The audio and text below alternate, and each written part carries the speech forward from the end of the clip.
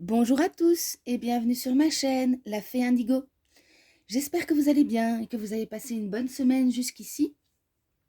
On se retrouve pour une petite vidéo qui va traiter de la magie. Je tenais à vous remercier de vos commentaires, vos pouces bleus, vos abonnements, tout ça, tout ça. Ça me fait vraiment beaucoup plaisir et c'est grâce à ça que la chaîne existe. Donc, n'hésitez pas, si vous souhaitez vous abonner, cliquez sur la petite icône. Et cette fois-ci, on se retrouve pour une vidéo à l'intérieur parce que si je ne crains pas les gouttes, mon matos, lui, si. Et parce que j'ai remarqué que j'étais extrêmement distraite à l'extérieur. Il y a trop de choses qui viennent me déranger, que ce soit, que ce soit carrément avec la prise de vue ou avec le texte. Du coup, en fait, là, je me suis préparée différemment et on va tester quelque chose de différent, donc. Et c'est parti. La magie. Quel est donc ce concept, ce principe, ce courant de pensée, cette pratique, cette idée? Quoi au juste? Rien que pour définir son champ notionnel, ça coince déjà. Pourquoi? Parce que depuis toujours, la magie traîne derrière elle d'énormes casseroles. Elle a plutôt mauvaise réputation, en somme. Chaque fois que ce mot est prononcé, l'ambiance change du tout au tout et embaume instantanément d'un parfum de scandale. Tour à tour nimbé de mystère, réservé aux initiés, un petit groupe d'individus qui inspirent autant la crainte que le respect, ils étaient les gardiens d'un savoir ancestral qui devait rester le plus secret possible car pouvant être dangereux, selon eux, dans des mains inexpérimentées, et c'était pas possible de confier à d'autres la possibilité de s'élever, arguant de leur inaptitude. La magie fut l'apanage de célèbres sorcières qu'on brûla par centaines de milliers. C'était en somme de pauvres femmes qui, pour la plupart, sauvegardaient encore le savoir des plantes et les témoignages de leur temps, distillant leurs expériences sous la forme de contes racontés au coin du feu. Le but, sauvegarder par tous les moyens ces savoirs occultes en les rendant inaccessibles au plus grand nombre et ensuite laisser l'amnésie générationnelle faire le reste. Et pour que ce savoir, à leur usage unique, leur reste justement exclusif, les pistes ont été brouillées, les informations fragmentées et noyées dans un flot insondable d'élucubrations sans nom. Certains groupes pensant bien faire, mais ne prenant pas assez de recul sur leur découverte, s'en firent les héritiers ensuite. Les descendants spirituels, les derniers dépositaires du savoir magique, mélangeant tout, n'approfondissant pas leurs recherches, n'expérimentant pas leurs théories, survolant les concepts les plus ardus sans s'y attarder. Ils se bornent à reproduire des rituels à saveur druidique. Tant qu'ils ne font de mal à personne, qu'importe. Mais cette mise en lumière, au lieu de les servir, les dessert au contraire. La magie est ainsi une nouvelle fois ridiculisée, une vague survivance païenne dont on a perdu, puis oublié la véritable portée symbolique. La signification profonde même. Alors a-t-elle vraiment et totalement disparu? Bien sûr que non. Elle est partout. La magie nous entoure, nous traverse. Nous jouons avec, la manipulons sans même nous en rendre compte. Elle est tout aussi présente, tout aussi puissante qu'auparavant. Et que dans le futur, évidemment. Invisible, presque impalpable, la magie a toujours été là. Elle est intimement liée à la ronde des êtres, à la ronde des astres, à la marche de notre univers. Aussi vrai que ce qui est en haut est comme ce qui est en bas, les deux pôles interagissent entre eux.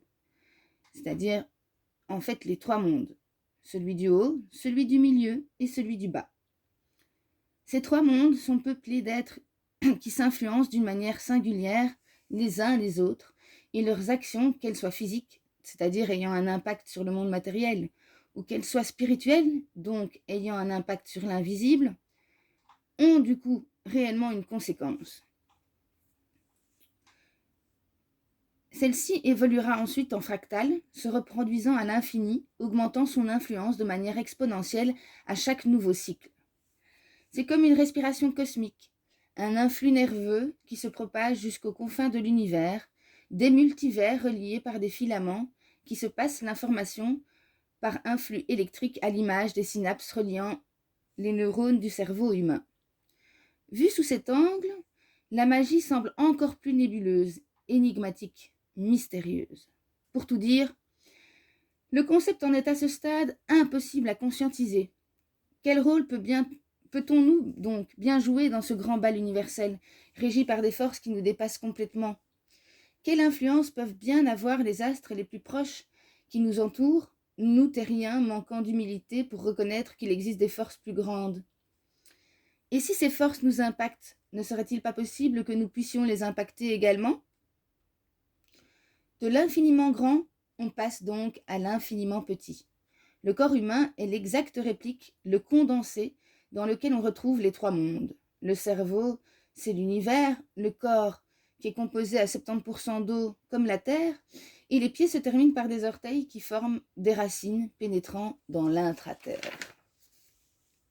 Plus petit encore, c'est lorsque la magie parut avoir disparu, qu'il n'en restait que quelques miettes, qu'elle reparut de manière tout à fait incongrue, dans une discipline avec laquelle elle semblait irréconciliable, la physique quantique.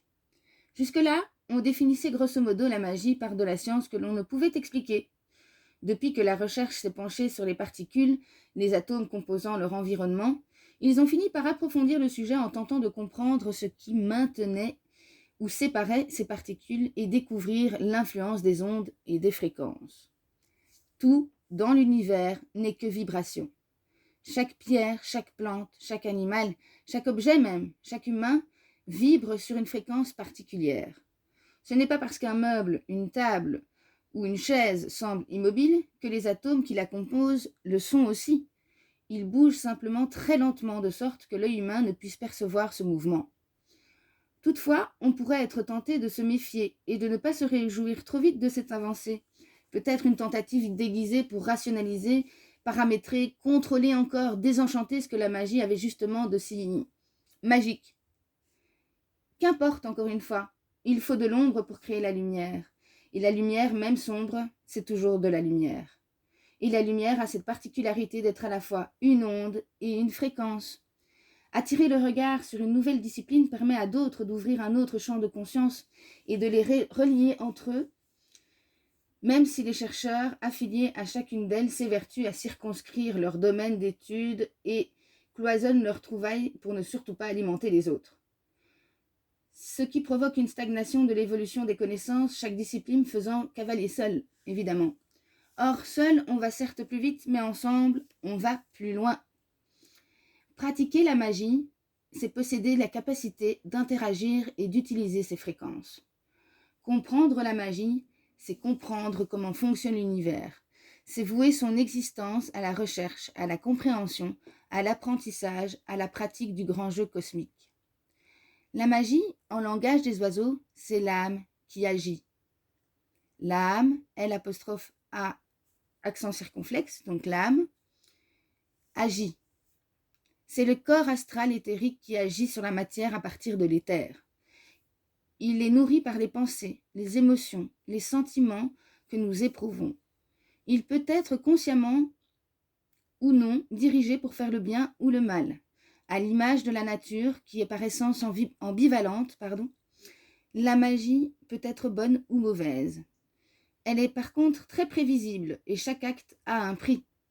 Prévisible parce qu'elle est régie par des lois simples, mais bien établies, et elle se paie parce que l'on aura en triple un retour, bénéfique ou non, selon l'intention de l'envoyeur. Lorsque l'on pousse plus loin la subtilité, on s'aperçoit que la plus petite pensée, la plus petite intention, la plus faible visualisation dégage une onde qui se déploie en fréquence, se transforme en une nouvelle énergie au contact des autres et ainsi de suite à l'infini. C'est pourquoi, lorsque l'on avance dans la pratique de la magie, c'est un combat de tous les jours pour maîtriser ses pensées.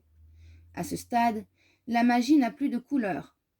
Toutes les magies que l'on définit en lui adjoignant une couleur finit toujours par vouloir influencer le libre arbitre d'autrui, ce qui est absolument à proscrire sous peine d'un retour de bâton à la hauteur du délit. La magie, c'est l'âme qui agit. Lorsque l'on a fait sienne l'idée que tout fonctionne sur le mode des fréquences et que tout ce qui nous entoure n'est que vibration, tout devient possible. D'un concept abstrait, on en arrive à une théorie d'une simplicité déconcertante. En plus, si on s'entraîne, plus on pratique, plus on va faire évoluer ces capacités, plus leur puissance va augmenter et leurs manipulations deviennent plus précises. Et du coup, leur impact devient plus fort également. Leurs conséquences seront plus importantes. La magie, c'est l'âme qui agit en conscience. Merci à tous, j'espère que cette vidéo vous a plu. N'hésitez pas à me mettre un petit pouce bleu, un commentaire et à vous y abonner si le cœur vous en dit. Quant à moi, je vous souhaite une très belle journée et je vous fais plein de gros bisous. À bientôt.